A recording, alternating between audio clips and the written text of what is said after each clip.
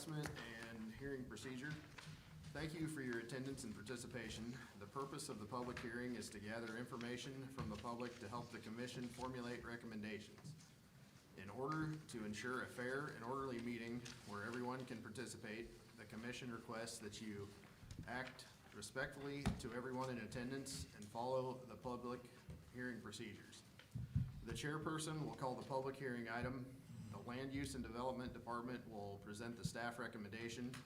Commissioners may ask questions of staff, presentation by applicant and/or representatives.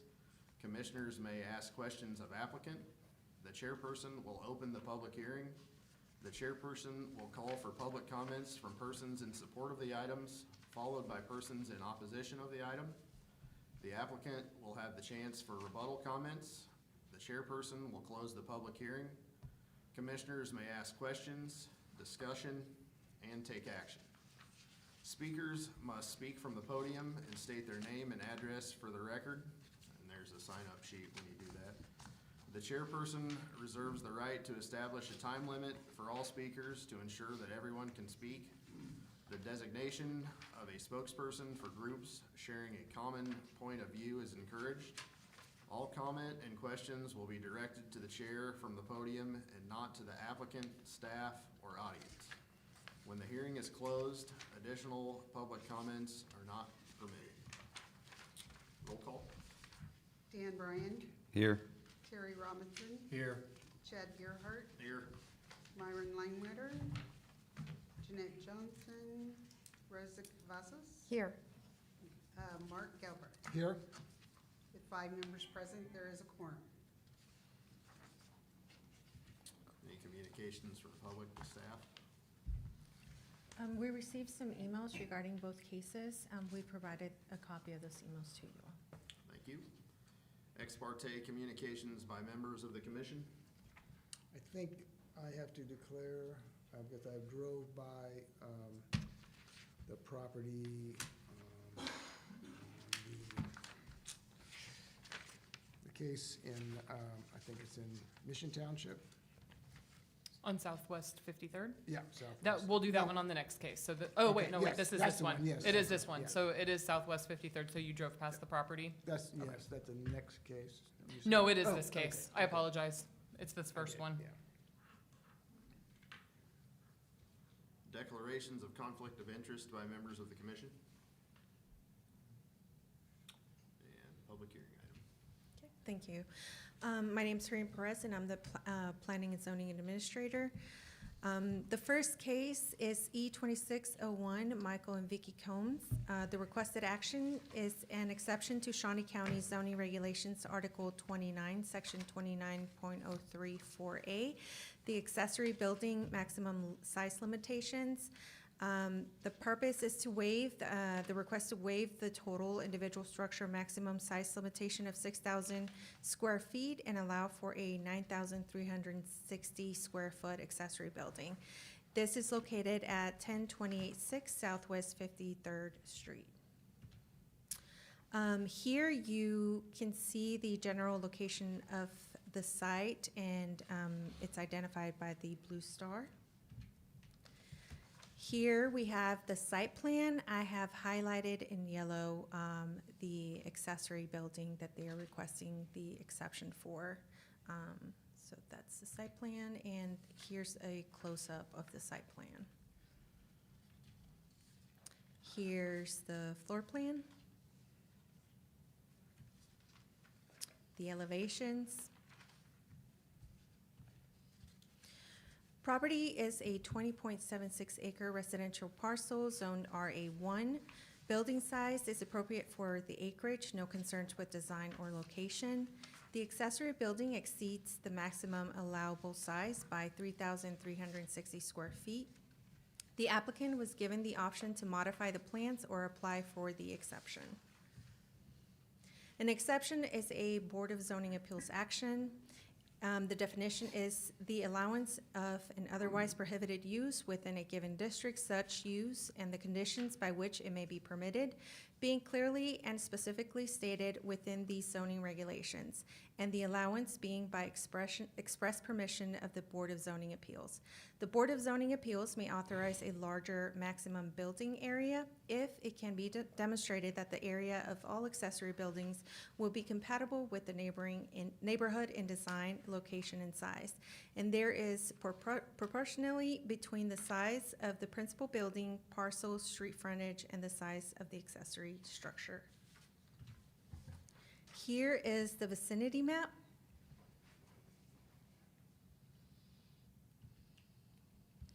"15 letters were sent to property owners located within 1,000 feet of the site. We received no responses. However, Other than the two that we got today. okay, the Yeah, emails that yeah, were the received, emails today. okay. We did get one letter was returned due to no forwarding address on file. Staff recommends approval of the request subject to the following conditions. 1, the principal residence shall be constructed prior to or concurrently with the accessory structure. No certificate of occupancy shall be issued for the accessory structure until a building permit for the principal dwelling has been issued and construction of the residence has commenced. 2, no commercial business, profession, trade, nor any residential living shall be conducted within the structure per Shawnee County Resolution 2008-3. And that concludes this item.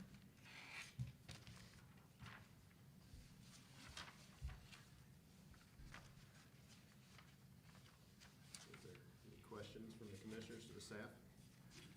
I have a question. There's a note there about, or a condition, I guess, about proportionality. How do we measure that? Is there a standard? So when we get applications for accessory buildings, within the zoning regulations, we set size allowances for the acreage.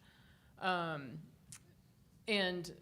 on this particular parcel, he could have, or the applicants could have, additional structures that total more than the total of 6,000 square feet. It's just that within our zoning regulations, at some point in time, a maximum for any single building was set at 6,000. So if he broke this building down into multiple buildings, he would actually be able to have much more than 6,000 square feet of total buildings space. And so that's part of what we look at, is the fact that he has a large parcel, the trees on the lot, people next to him, whether or not they could actually see the building from the road, from afar. We consider the size in comparison to the home, in comparison to buildings on other parcels surrounding. There's no right answer. The limitation is 6,000. And so this is the request to go over and above, and we just recommend that you look at the drawings and see what's there. There's very little leadership in the zoning regulations on what you should consider when you are looking at an exception. Okay, all right, thank you. There's no business going to be ran out of this, to your knowledge? To our knowledge, he is a cabinet maker, and I do believe that he'll probably be making cabinets within there. We've advised him that there should not be a business operating, and that if we get a complaint of a business operating, we would have to enforce upon that, because zoning regulations do not allow for a business to operate. How would you define that then, if you're making cabinets and selling cabinets? That would be a choice for the Board of Zoning Appeals to determine. We talked with him about whether or not he would be able to run a business out of here, and we explained that you can't run a business out of here. But he does have equipment that he maintains, and the building permit will have a condition on it that he cannot run a business out of it, no matter the size of the building. And we would operate as we do with any other building or complaint that we receive. If we receive something, then we operate upon that. That was my question too, because I believe staff recommended approval with subject to conditions, and that was one of the conditions, no business, that right? Okay. That's a resolution, yes, there's, part of the zoning regulations are very specific pursuant to resolution that businesses should not operate out of accessory buildings and, you can't have residential living, and so we do put that on all of our building permits, not just this one, that goes on all of our building permits for accessory buildings. Could an applicant in this situation run a business out of an accessory building if the accessory building weren't in excess of what's No. ordinarily allowed? No? No, it has nothing to do with the size. Okay. It's regardless, you can't operate a business out of it. Okay. And so we've advised him of that. That's what I can say, is we've advised him that no business should be operating. Any other questions to staff? Would the applicant or representative of the applicant like to make a presentation?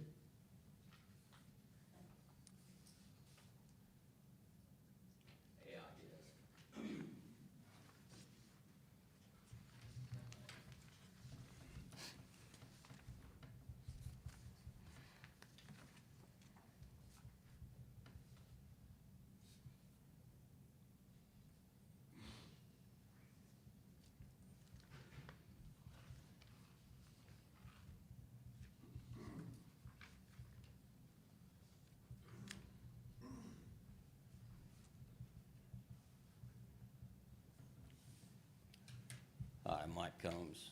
First, I had a question, if you don't mind. When you were talking about if it was a business, that has to go to, was that the zoning appeals? Or who does that go to?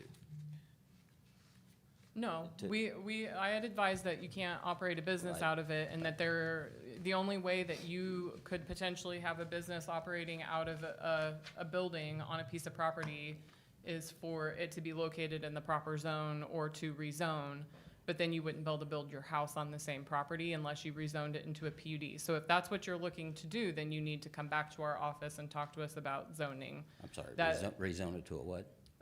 Planned unit development to a different type of zone. You know, we talked about all of that in my office, and I expressed that if you were wanting to build it in excess of the 6,000 square feet, then you needed to come here for the exception I see. to the size, Okay. but that doesn't have to do with the use of Okay. the property.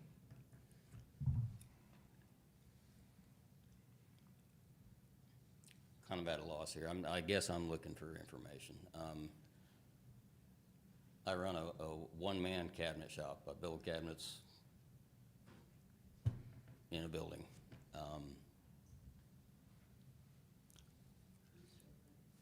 Excuse me? No signage, no nothing. It's just no employees, except for the occasional summer kid, you know.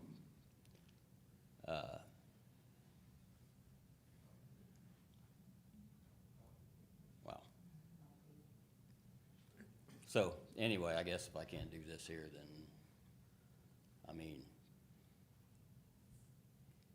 I guess you could tell me if I can build a building or not, but I don't know.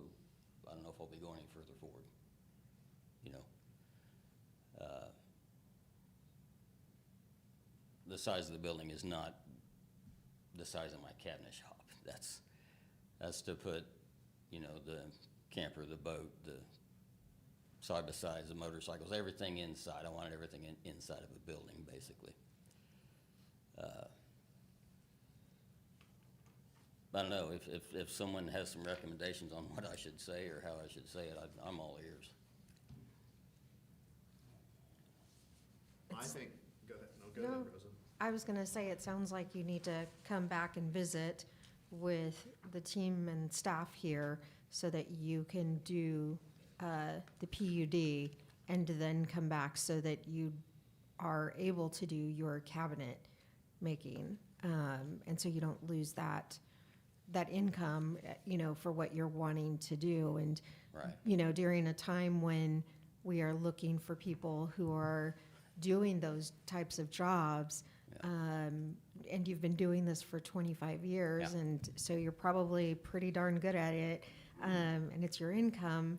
And you also have a high school student, it says, that you might, kind of lead the way with him or her and training as an apprentice, that might be your best thing, is to talk to Joni and her team to come back and redo your application, so you don't lose out on something that you've been doing. So that kind of breaks my heart for you, because I would hate for you to lose your business. So that's what I would suggest. I have a question, and help me with the formality. He's an old feller, he's getting ready to retire, it's gonna be a hobby. So at what point does the business just become a hobby? I'm not that old, but thank you.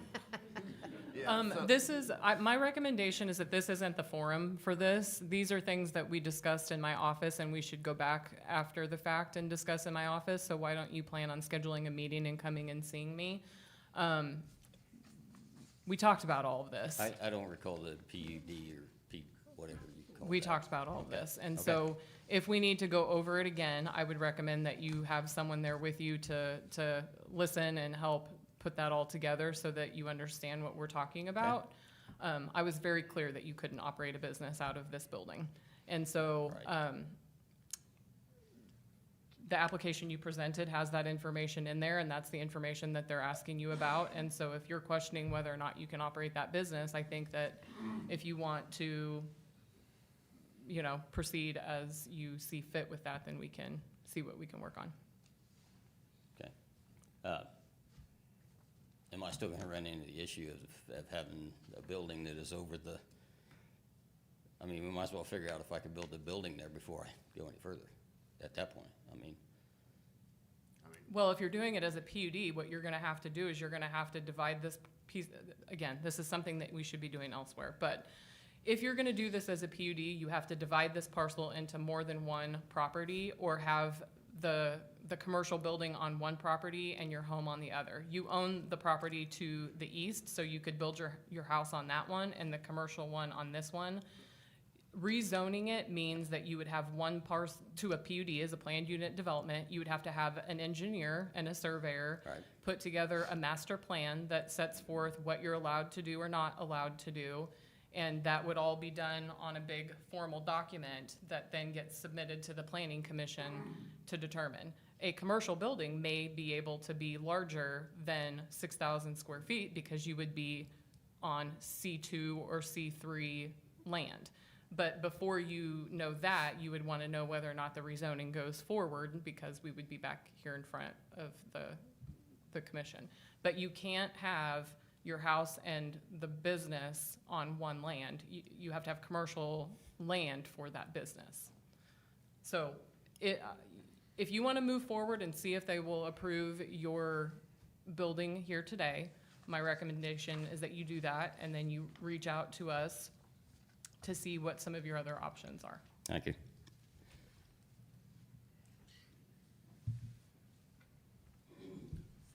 Did I read that as we're moving forward then with the exemption? Yes, okay. Was there any further questions of the applicant then, I guess? We will go ahead and open the public hearing.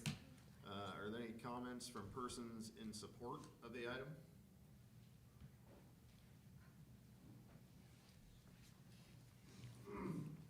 I am Shelley Fruits. I own the property directly in front of Mike and Vicky.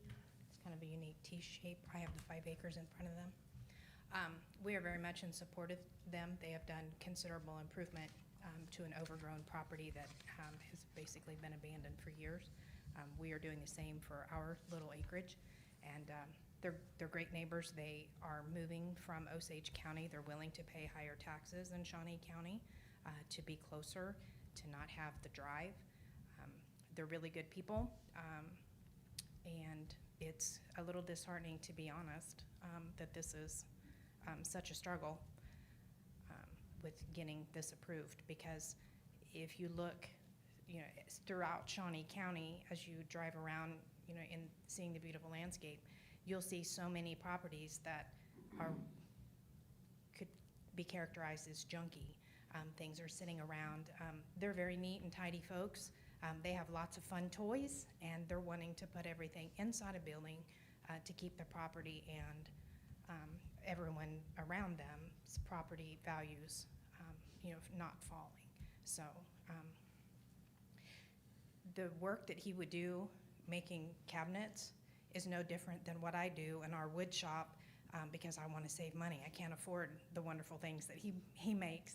And so it's just very disheartening to know that I can build them in my shop in front of his five acres, and he can't, being a one-man shop, and they're trying, to keep our property values high. So I hope you'll grant the exception, and I hope somebody does something to investigate or potentially change regulations that keep good citizens who are trying to come to our county and increase our property values and support our tax levies. Anyone else in support?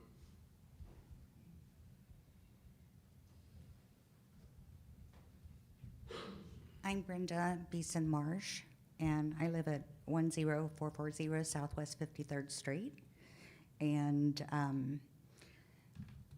how there can't be an exception to what he's wanting. There are other home businesses being ran out of their homes and garages that don't have the trees and the beautiful pond out in front of it, that it can be an eyesore going down the road. And people bringing in those big containers, shipping containers, and putting them in their front yards. Things like that. I look at that more, destroying the value of a home, as do a lot of people. And I'm for it, because it's hidden, you won't see it. They've done a beautiful job. And I wish that you could find a way to do it. Thank you. Thank you.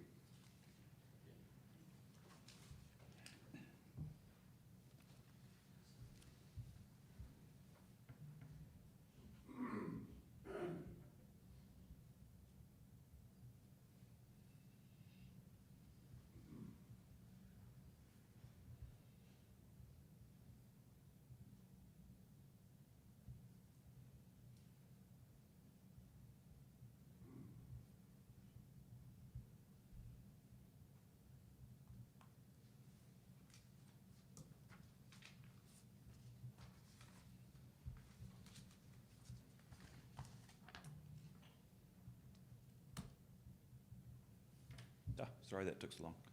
Hi, my name is James Peterson. I live at 2320 Southeast 93rd. Recently moved here about almost 3 years ago, and kind of like them, spent a lot of time and money trying to improve an older property. And I kind of want to focus on just the aspect of the building, not particularly its use. I'm the former mayor of Osage City, and having sat on that side of the table for several requests and variations, never have I seen a plan more well put together than this one. I mean, the architecture drawings and the footages and all this stuff, never, not even close, have I seen anything like that. So I think you should take that in consideration, that they have a really good plan, and it's going to come out really nice. On a personal note, I've known them for 30 years, and his father and him, they built my former home in Osage City, and the quality of work is just unparalleled. If you've got a Combs constructed house, you're proud of that if you live in Osage City. So I think the footages has been explained by staff. You don't approve 93, whatever it was, well, just build two buildings. I mean, it's 6 one, half dozen another. I think, get the building approved, stated by the neighbors, it's not a problem, stated by staff, there's trees anyway, you can't really see anything up there. Get that building approved, and then they can work on whatever usage they wanna, look into. But for now, I think they have a great plan, and the board should approve it. Thank you. Thank you. Anyone else in support? Anyone in opposition?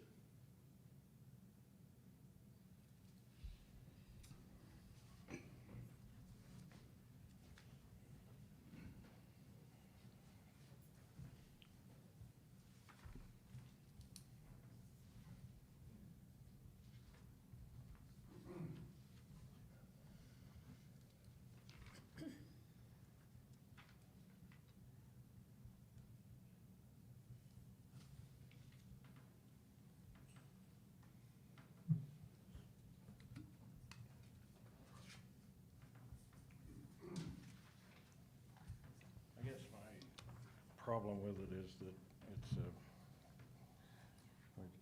Sir, can you give us state- your name? Yeah, can you Oh, say your name and address I'm- for us? Okay, Kevin Thompson, 10200 Southwest 49th. I guess I'm with the Thompson Family Trust. I guess the problem I have with it is the precedent that it sets. We're gonna, these rules are put into place for a reason, I assume. And so what are we gonna do? Just throw the rules out and not abide by them anymore? I mean, you make an exception for one person, where's that end? The next person wants to do something like this, and he's gonna say, well, that guy was able to do it, but I can't, I don't know how you're going to enforce the fact that you're not gonna let him do a business in there. Once he's got the building built, who's gonna monitor him and keep, to make sure that he doesn't start a business in there? We wrote a letter, my sister wrote a letter, I don't know, I guess you guys got it, it said there was no communication, but We have it. I've lived out there my whole life, and I don't see, I just don't see why we wanna start down that road. It's a slippery slope. That area is zoned agriculture, residential. It's not commercial. And that's for a reason. We don't, most people out there don't want factories and like cabinet factories and businesses build up all around out there. It depreciates the value of our property. All that 50-some acres that we own in there, you're going to be able to see the top of that building from there. I don't care how many trees you got. And you're gonna hear noise and dust and, it's just all a thing. These rules are in place for a reason, and I don't see why we would make this exception for this. Thank you. Thank you. Can you tell me your address again? I'm sorry. Do what? Tell me your address again. 10200 Southwest 49th. I live just south of it on 49th Street, Okay, but I'm trustee for Thompson. thank you.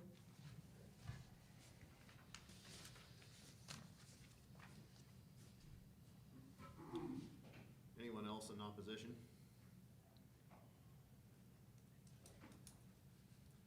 Did the applicant have a rebuttal for any comments in opposition?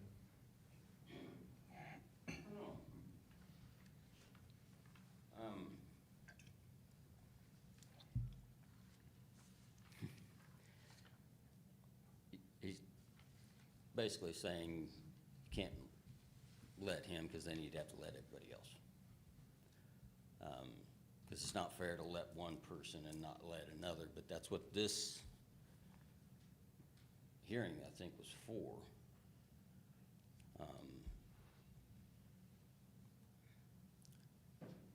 And also, if If I was a farmer, can I build that building?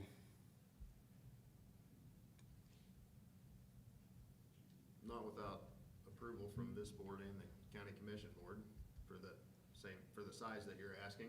Actually, that's not quite true. Oh, is it not? For an No. ag building, but there's state law I that gives get it, I get exemption it. rules. No. So it's not the To same, his it's not a point, to comparison. where It's not a You comparison. can't let one if you don't let them all. We're kind of doing that. Because if it was an ag building, we wouldn't be here. I would have already had it built. But anyway, thank you. We will close the public hearing, and commissioners may ask questions. I've got a couple questions. Just to that point, an agricultural building in Shawnee County can be any size? Any size. So an ag building, state law exempts ag buildings from any of our zoning requirements. Okay. Really, the only thing that we do a review when someone files an exemption for an ag building. They do file an application, they come into our office, but those are all really public health and safety considerations. Does it have a bathroom? Does it need to have a septic system? Does it need to have a new entrance permit? Where's that entrance gonna be located? We don't have authority to regulate the size and pretty much anything else. It can be located, so an ag building can be put on a piece of property without a primary residence or anything, because the ag use is the primary use. So you frequently will see ag buildings sitting on land with no home because it's an allowed use and they consider that a primary use. So it's different in that regard, and we do have a different application process for ag, but that's set by state law. And then there were a couple comments made to, being able to see this over the trees. He's not asking to build anything taller than allowable, correct? Just more square footage, nothing? Just Correct. Correct. Yeah, so 6,000 square foot building to a 9,300. Okay, thanks. Commissioners? I would just say, I appreciate that he moved from Osage County to be part of Shawnee County. It sounds like his neighbors support him. It also sounds like a dying trade, that, unfortunately, that's just not the way, everything I see is always not made in your backyard, or and it's definitely not made the way it should be, or, the way things used to be. And so I can tell there's a lot of emotion here. I'm usually not an emotional person. But you've done all of this, your wife got a job, you moved here so her drive wouldn't be further. And your neighbors, seem to be okay with it. They don't particularly care for the other pieces of parcel that are in neighbors' yards that make it look bad, and so I would definitely vote to approve the building and the square footage, and I hope that somehow the rest of everything will work out, that you can, figure out how it is that you want to do your hobby or cabinet making, and I know that these wonderful people will be able to help in that way.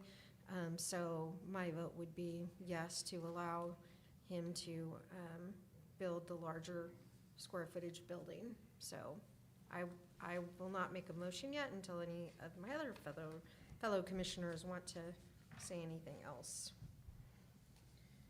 Well, I would just add that, we're talking almost 21 acres, so I don't see how, when looking at some of the golden factors, a 9,000 square foot building or a pair of 4,500 square foot buildings, I don't see how the 9,000 would negatively impact the neighborhood or the culture out there any differently than putting 2 or 3. You could stack 3,000s together and still accomplish what you're looking for, but one building would probably be more aesthetically pleasing out there, so. If you're trying to cram it onto a smaller 5 acre lot that might be an issue, but there's plenty of space out there. I've been past it. There's a lot of open ground, a lot of big farm buildings, a lot of big outbuildings. So I don't see an issue with it. I'd just like to ask, so how, maybe we can't say, but how long ordinarily does a PUD process take? It probably depends, I suspect, but. Well, the first part of that is that he would have to come talk to us about whether or not he wants to do a division of his property. It's gonna involve a lot of expense, and we would have to evaluate whether we would actually be in support of a PUD. In theory, you can talk about doing it, but rezoning a parcel in RA to commercial is a pretty big jump at spot zoning. And so I don't know that we would be in support of it, which is why this topic hasn't really been addressed, because we're not encouraging him to do a commercial lot. What we are encouraging him to do is do it in an appropriate location. So doing this as a PUD, what he would have to do would be come in and do a pre-app meeting. He's gonna have to divide his parcel into two and put the building in one parcel and his home on another. It would involve engineers and surveys, master plans, site plans. It involves not only doing a plat, potentially doing a plat process depending on the parcel and if he has appropriate acreage and frontage to do this, but definitely coming in front of you guys to do a PUD would involve filing his application at the end of 1 month. The next available application deadline is March. The one following that is April. If he files one in March, it gets heard by the Planning Commission in May, and then it goes to the Board of County Commissioners in June. If he can't make the March deadline, which I can almost guarantee he can't because it's probably in 2 weeks. Yeah. So he would have to do it by the end of April, which means then not being heard until June and July. And it involves sending notice out to everybody within 1,000 feet, a public hearing here where we hear the pros and the cons, the opponents, the proponents. And then after that, if it passes, then it goes to the Board of County Commissioners in like July, like I said. I just don't know yet at this stage whether we would be in favor of it. Okay. That's something we would have to evaluate. If he wants to do a pre-app meeting with us, he can reach out and we can talk about that. But all that will be done offline. Today, we're just considering Today, all you're We're considering considering is is the 93 the larger or building. the exception. Yep. Correct. Terry, any comment? Oh, I would just say, I understand it's frustrating. And that's why when I'm a retired builder, and so anytime somebody comes to me with issues like this, I always encourage them to get some professional advice from an engineer who can outline all these things. And I realize that you're past that, but as far as an accessory building greater than 6,000 feet, if it's not run as a business, I would be in favor of it.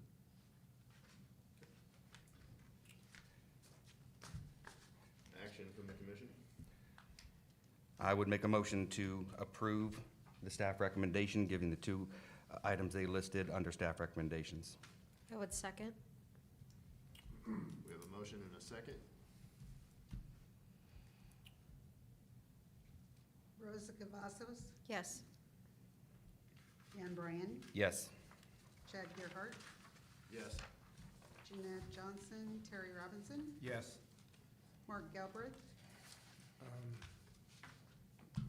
Sorry to vote this way, but I'm gonna have to vote no, I think.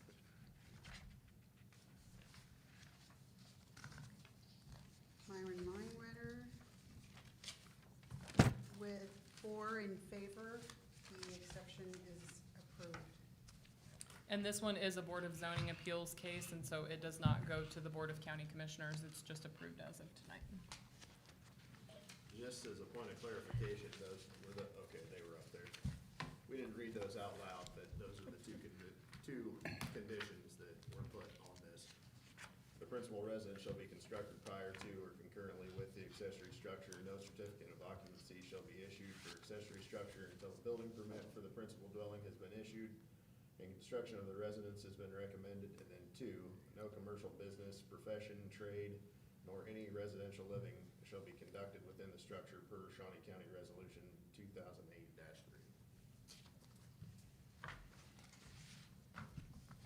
We will close the Board of Zoning Appeals meeting.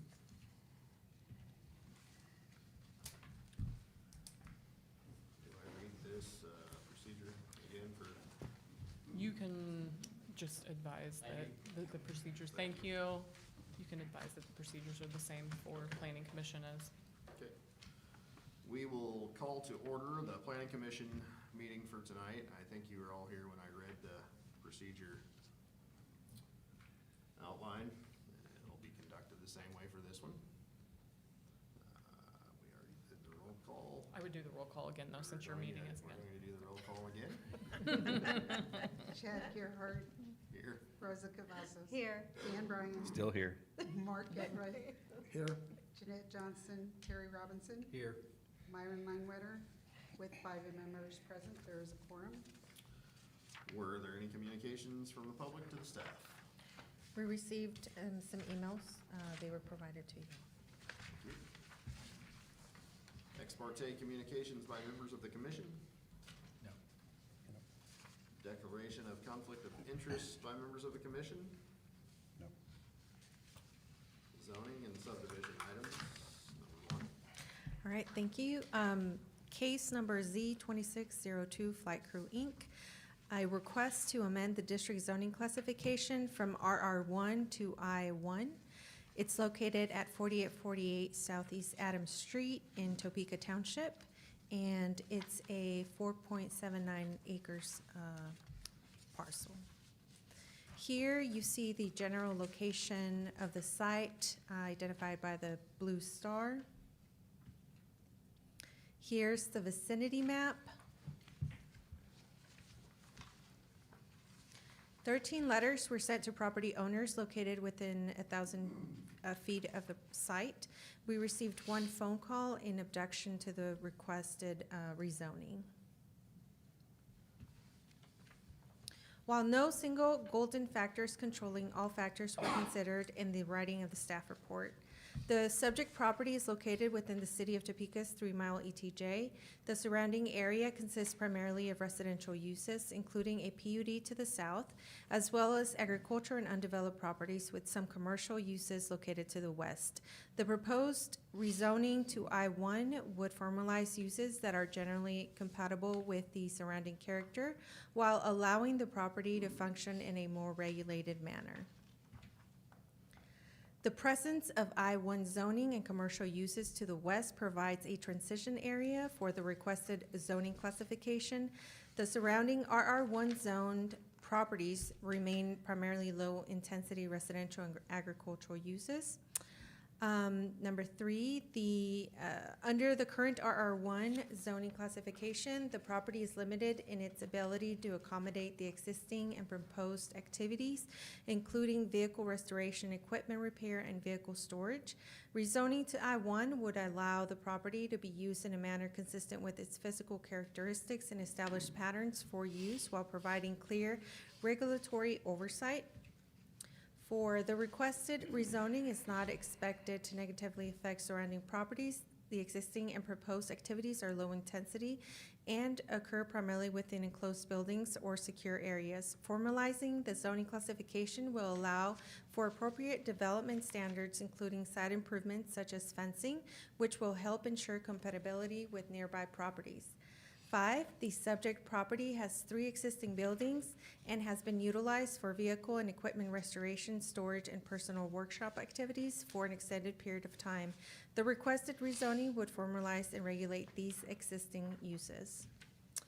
6, maintaining the current RR1 zoning offers limited public benefit as the property is already developed and utilized for activities similar to those proposed.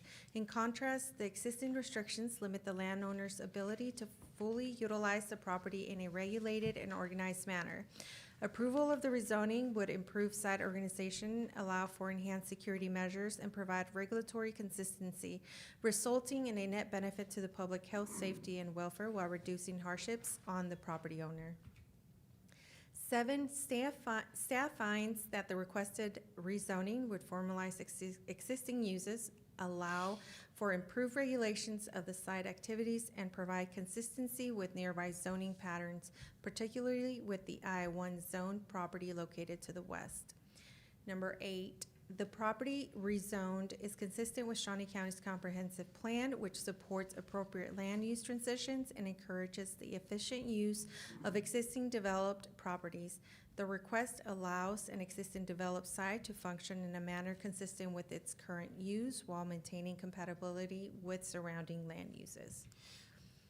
Staff recommends approval subject to the following conditions. 1, each building on the site shall be brought into compliance with public occupancy standards, including the installation of exit signage, fire extinguishers, and emergency lighting in accordance with NFPA Life Safety Code 101, 2024 edition, as required by Shawnee Heights Fire District.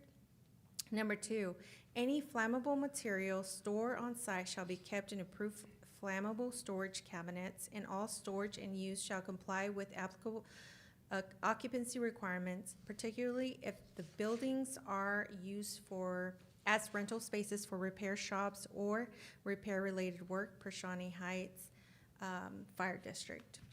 3, the property's entry gate access code or an approved alternative method of entry shall be provided to emergency responders to ensure timely access as directed by Shawnee Heights Fire District. 4, once the facility is operational, a sidewalk through with emergency responders must be scheduled for pre-incidental planning purposes in coordination with the Shawnee Heights Fire District. 5, the facility must comply with all applicable inspections, including those conducted by the Office of the State Fire Marshal, as recommended by the Shawnee Heights Fire District. 6, the applicant shall ensure compliance with any additional requirements that may become applicable upon confirmation of the facility's operational use, including all applicable regulations of the State Fire Marshal and the Shawnee Heights Fire District. 7, submission of a Category A drainage report to Public Works for review and approval. Any requirements of the drainage report must be met prior to development. 8, the applicant shall dedicate additional right-of-way along Southeast Adams Street to provide 52.5 feet from the section line, provide access control along the frontage, except for a single 30-foot wide driveway center on the existing driveway and shown on the site plan, and record documents related to public works requirements with the county clerk. 9, the applicant must verify that the existing or proposed septic system complies with all applicable Shawnee County Environmental Code requirements. 10, the owner shall comply with all I-1 lighting industrial district regulations, including all applicable fencing requirements. 11, the owner shall obtain all required permits to convert the existing buildings from agriculture to commercial use. 12, any division of property or adjustment of property boundaries shall comply with the subdivision regulations of the city of Topeka. If a plat is required, the applicant shall coordinate with and obtain approval prior to recording. And that concludes this item. Are there questions from the commissioners to the staff? I've got one. So is this just trying to bring the current zoning classification up with the way it's currently being used? Because it's being used as light industrial right now. Correct. Okay. I thought I read that right the 3 times I read it, but, okay. But with the addition of some buildings. Well, Future addition, like yes, it would be future. restore the 3 that are there and then potentially add Potentially. storage. Yeah, Okay, I'm with vehicle you. storage in the future.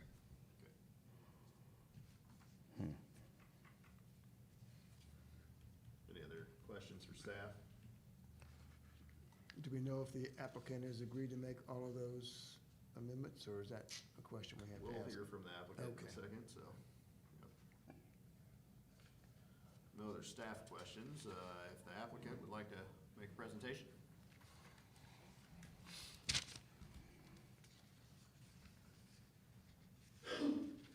Commissioners, Lance Royer, 1531 Southwest Westover Road, Topeka.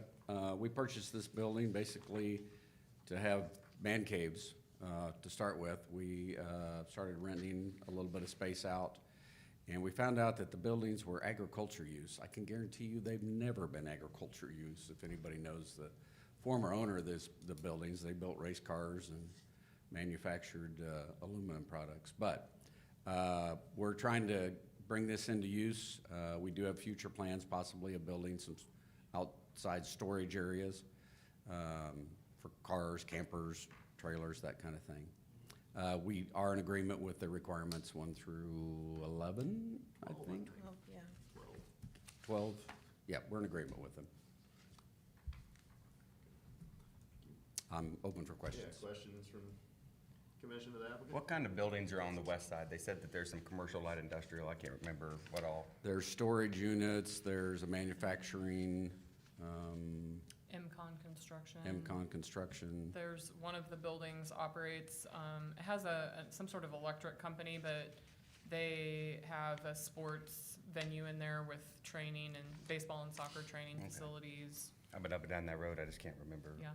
And And it's then- all residential to the south. Well, it's residential, but 2 of the properties are already zoned as PUDs, and they do have mixed uses on those 2 properties with some residential use and then other commercial use, I believe mechanical type vehicle work. Are you familiar, sir, with any of the restrictions the state fire marshal might put on your property? We've pulled the document, whatever that document is, we've reviewed that, so, yeah. Because that can be quite extensive Yeah. over what is currently required.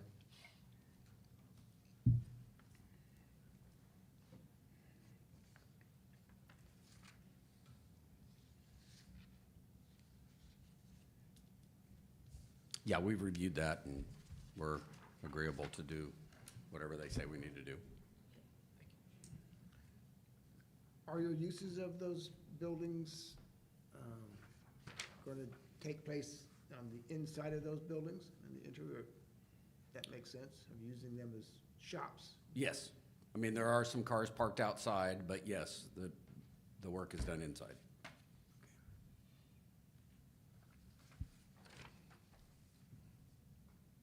Any other questions for the applicant? Thank you.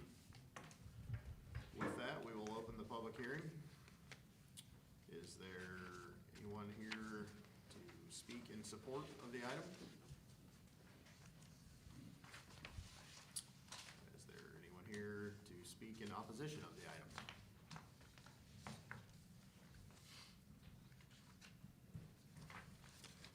If you'll pass those out, you guys all.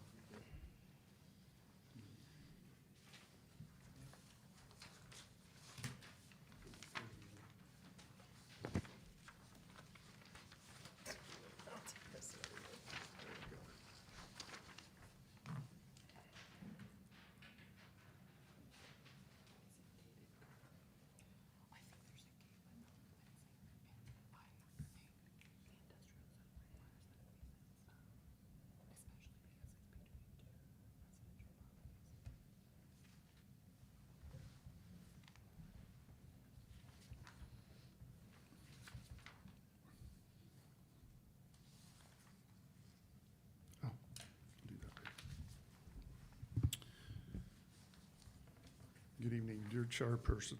My name is Scott Satterthwaite. My wife and I and my daughter reside at 4928 Southeast Adams Street. We've been there since 1999.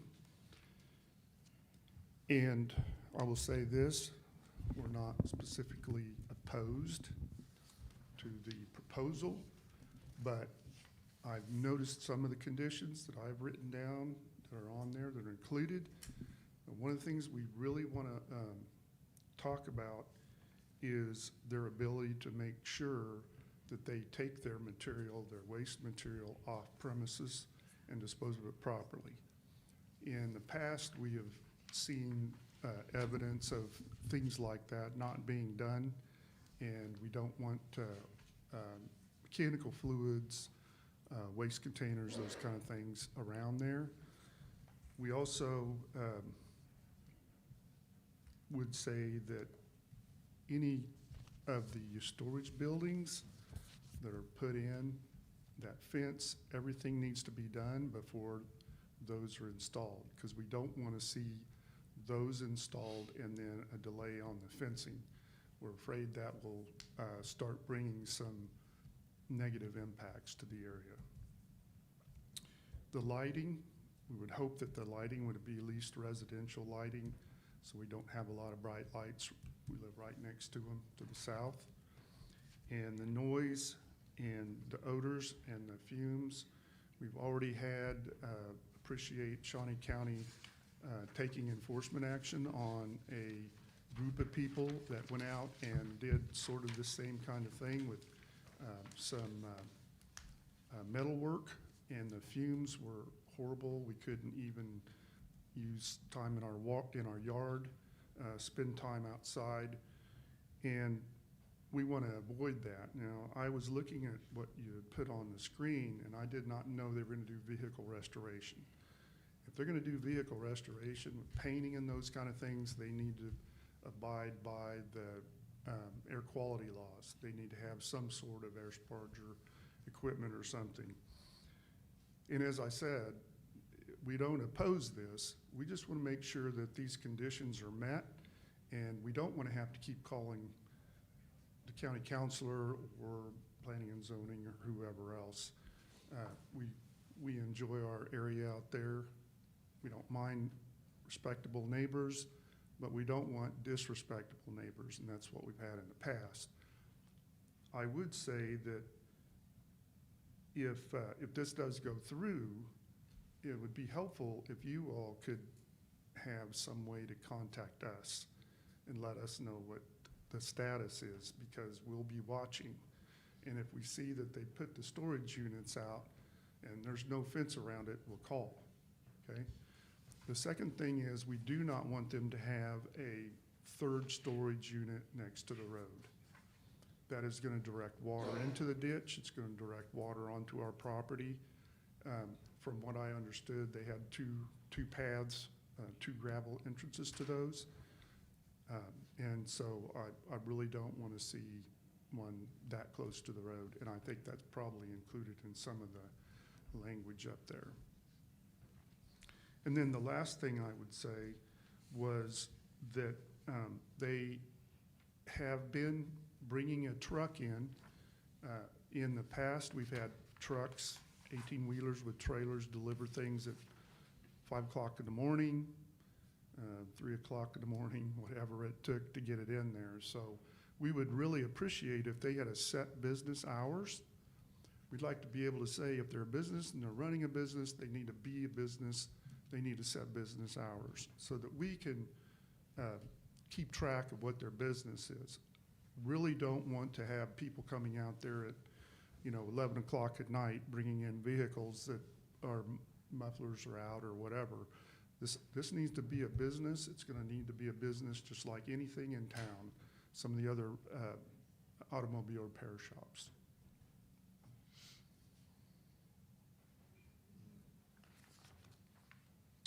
Areas of the storage units, we have already seen some of that in some of the areas. The Rick's Concrete has been fabulous with that, but there's some those other storage units around the town that are not being kept up very well. And to me, that just reduces our value, but it also reduces the aesthetics of the area. Running water. This has been one of the concerns that we've had. There's no running water out there. Roger and I, gentleman in the black shirt, have been hauling water. He's been hauling water since I've been hauling water, but I've been hauling water since 1999. We have tried to, we thought we were going to get annexed at one time. That did not happen. It was supposed to be in the master plan. It did not happen. And there is really a difficult time of having well water out there. They're going to have to drill, and they're going to have to find some really good well water. Mine was 400 grains of hardness, and I don't have room for a softener. But we do know that in the past, one of the things that the county did was took enforcement action on in any kind of on-site wastewater treatment system. So if they're gonna have somebody out there in business, they're gonna be using restroom facilities, they have to have on-site wastewater treatment. Then the last thing is, we really would want them to have commercial pickup of their mechanical waste fluids. Don't wanna hear or see remnants or residue or anything like that where they've gone out and just dumped stuff out the backyard. This happens in parts of the county, I know that. But from our standpoint, this is not just parts of the county. This is next to us. There's a creek out there, there's a pond out there. We need to make sure that kind of work and activity doesn't occur. Again, I want to tell you, I appreciate Shawnee County. They came out, they did their job. We asked the county councilor, he took care of things, those people left. We also want to make sure that they don't use this for recreation purposes, because the last time we did that, they had a reunion out there several years ago with this other group, and we had shotgun pellets hitting our shop. Thank you for your time. Thank you. Anyone else in opposition?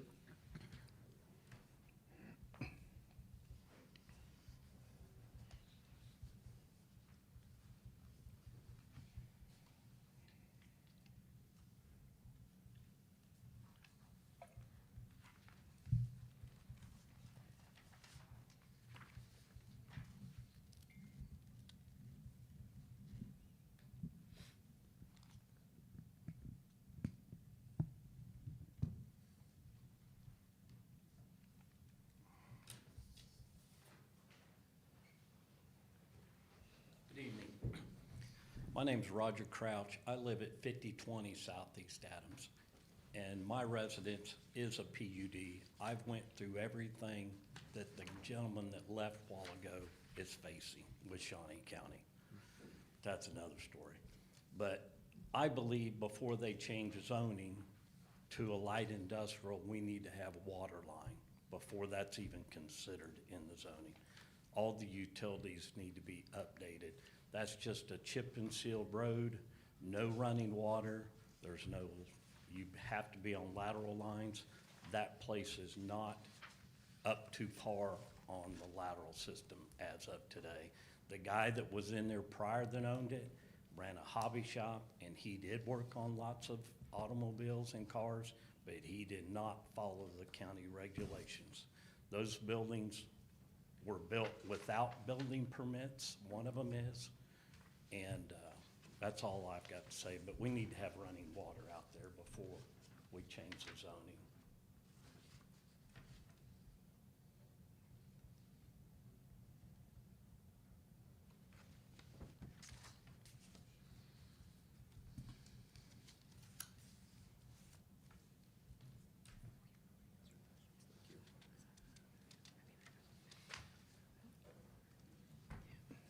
Anyone else in opposition? Would the applicant like to rebuke any of those comments? I have nothing further to add. We agree with the conditions of the. Sure.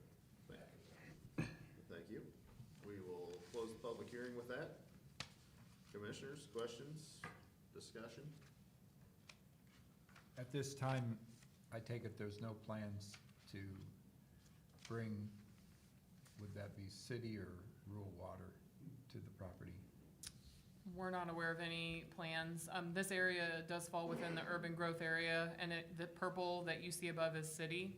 So if anything ever does extend south, I mean, I'm sure that there are water lines to be extended, but they're not within any sort of requirement that we have at this time. Hareem has more details about the existing water. The applicant did mention to us that the water is provided via cistern.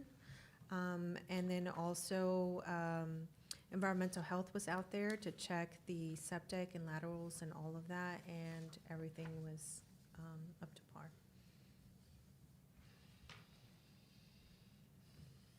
Who does check for waste products? how those are treated? Environmental health. Or you mean like commercial waste? Commercial waste. If there's, whatever code they fall under, that would probably fall under KDHE. We do have an environmental health department here that falls under land use and development, that falls under us. If there are complaints about stuff, then they would definitely want to reach out to us and we can have environmental health go out and do an inspection. Depending on the complaint, KDHE would have to get involved.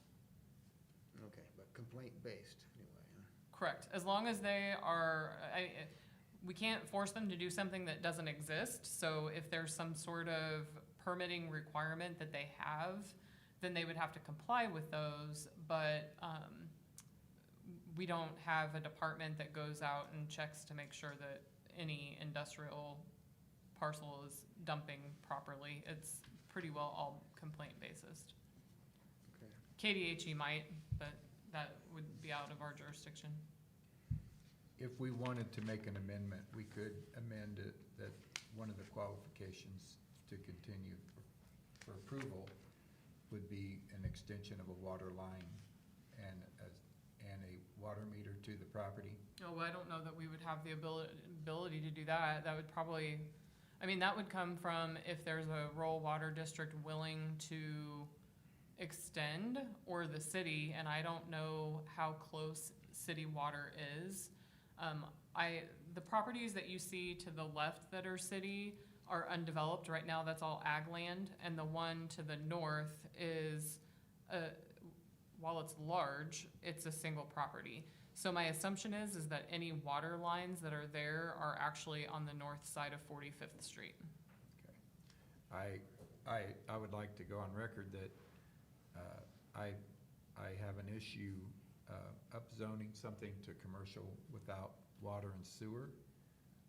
That may not be the other board members, but I think that should be a condition of this particular project. The one thing I'm not seeing, unless I've missed it, is about a fence. It talks about a code for a gate, but is there also already a fence that's around it, or the fence, is that part of the, I-1 would require a fence. I-1 requires Yes. fence. okay, Yeah, and so part of the difference with this property is because there are some residential properties next door, not only do they have to conform with I-1 residential, or sorry, I-1 requirements, but some of those are a little bit stricter because they have residential parcels next door, and one of the requirements is a fence. okay, thank you. Yeah.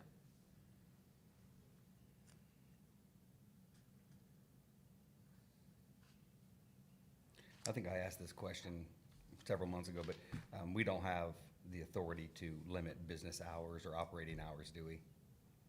You can put a condition. You can't, can we put in just, reasonable business Well, hours? I mean, I don't wanna make it hard and fast, cause that seems Just very heavy-handed. just remember what you're doing here is a rezoning case, not a conditional use permit. So with a Fair point. conditional use permit where you are looking at a specific use and you may limit hours, what you're doing here is rezoning it. And once it's rezoned, it doesn't mean that this particular business is the one that's gonna stay there. Other businesses that fall within that I-1. So the difficulty of putting business hours is that you don't really know what you're limiting. Yeah. And the different uses that could potentially happen on that property once Fair it's point. rezoned. Keep my eye on the ball. Yeah. Can we condition it so that, I think there was a request that the fence be installed prior to any actual work taking place there? I don't know that it's necessary because the requirements of the code will require that they put the fence up anyways.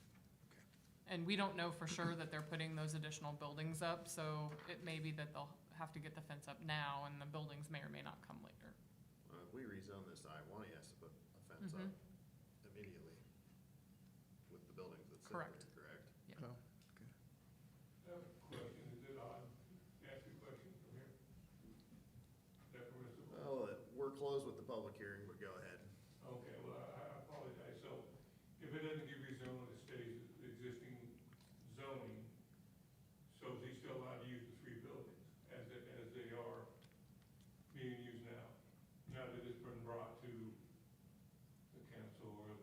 No, if this, so what happens after today is depending on what happens, they recommend approval or denial. It goes in front of the Board of County Commissioners next month, and the Board of County Commissioners makes the official decision on what's gonna happen. If it gets approved, then they would move forward with all of the conditions and meeting the requirements. If it gets denied, then the use would have to stop. Okay, well, thank you for Yep. involving me. Any other comment from the commission? Can we ask the applicant a question? Yeah. Yeah. All right. Do you have plans to deal with industrial waste, oil, paint, anything like that might be created? We're not doing any painting. Okay. But yeah, we remove the waste, we don't leave it there. I mean, trash is there, obviously. Yeah. But you plan to do something with it that's, yeah. And we do have a septic system, so, the question earlier about septic, Uh-huh. we do have a septic system. We have septic tank. That has been approved by the county. Thank you.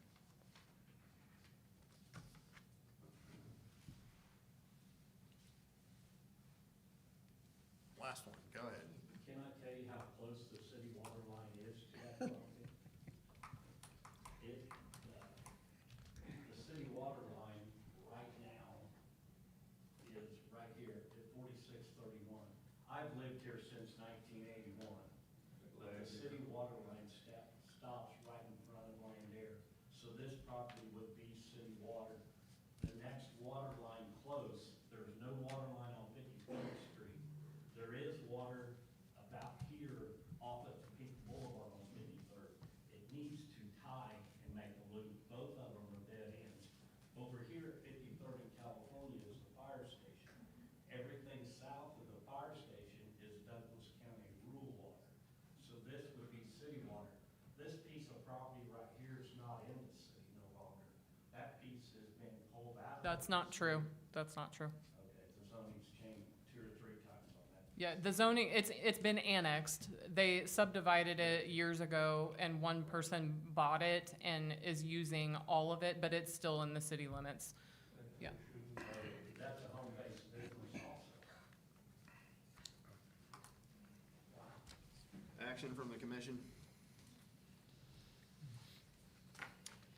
Okay, I would move to approve the applicant's request, including the 12 conditions that are listed out from the staff.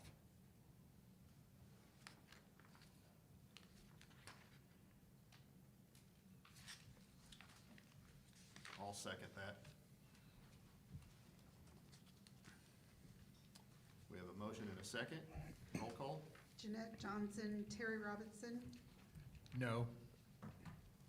Mark Galbraith, Yes. Rosa Cavazos, No. Dan Bryan, Yes. Chad Gerhart, Yes. Myron Meinwitter.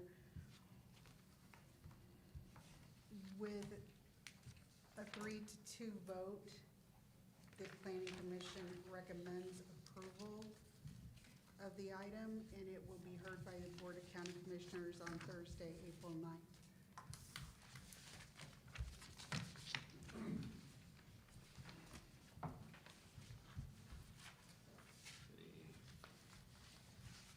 Any announcements, communication, staff does? I would like to introduce everybody to Mark. Hi, Mark. Hi, Mark. That didn't happen prior to the meeting, so, well, I mean, you guys may have I think- introduced one another or talked to one another. I think we all know Mark. Yes, okay, so Mark is sitting on this side of the table versus that side of the table. Mark was appointed last week by Commissioner Cook to fill our 7th position, so we are a fully staffed, planning commission at this point.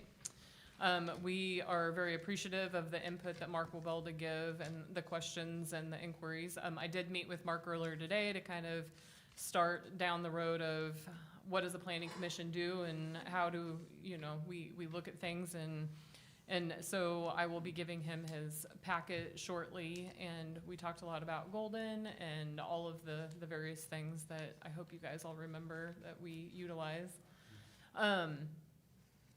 Yeah, so thank you, Mark, for jumping on and joining us, and we look forward to your input. The only other thing I would mention is, it did come up right before the meeting, is that the solar regulations were to be heard on Thursday, March 13, which is a couple days from today. We have actually rescheduled that to April 13, which is a Monday. And what is gonna happen is the county commission is going to consider canceling a work session and setting a special session instead on a Monday morning, so that we can have a special hearing date for the solar, because we know that there will be people there and lots of public comment, and it will help keep normal BCC business moving on their Thursday meeting. So April 13 is the anticipation of the date that will happen, and so that move will occur on Thursday. Will we get an email notifying us, or do you just just look online? I won't send out I can notify you all. It's for the Board of County Commissioners, and if you would like to come participate in that, we will definitely let each of you know that that's occurring, so that you can watch it online or come to the public hearing in person. Are they hearing that downzoning tomorrow? The downzoning will be heard on Thursday, as will a plat that you all considered, was it? January. In January, yeah. It was a one lot plat that the gentleman was purchasing or getting from his grandma, I believe. They were kind of dividing and combining a couple of lots. That one is going in front of the BCC now on Thursday, and then the downzoning as well. Okay. What does next month look like? We don't have a meeting. Time that out for. Wow.